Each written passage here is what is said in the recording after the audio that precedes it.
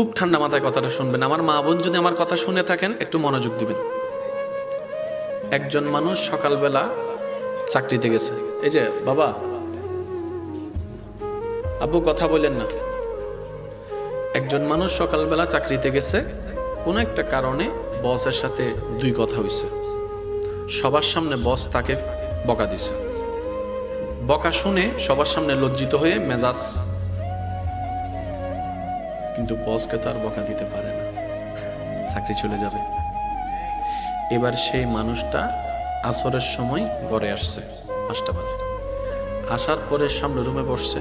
মেজাজ কি বলেন না, মেজাজ কি? ঘরের বউ কি জানে এটা?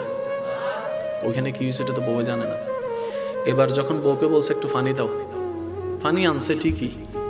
এখন ওই যে মেজাজ গরম, কেমনে মেজাজটাকে ঠান্ডা করবে, রক কেমনে দেখাবে, বসকে তো দেখাইতে পারে নাই।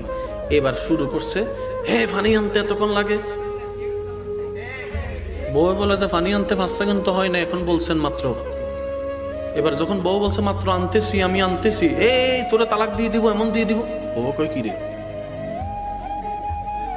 এবার পানিটা যখন নিছে, ওই যে মেজাজ সকালবেলা 10টার মেজাজ দিছে আসার। এবার সে বউটা ঘরের ভিতরে যাইয়া বাচ্চাটা খেলতেছে, একটু কান্না করছে। এবার মা দিছে বাচ্চারে। শুরু কোথায় শেষ কোথায়?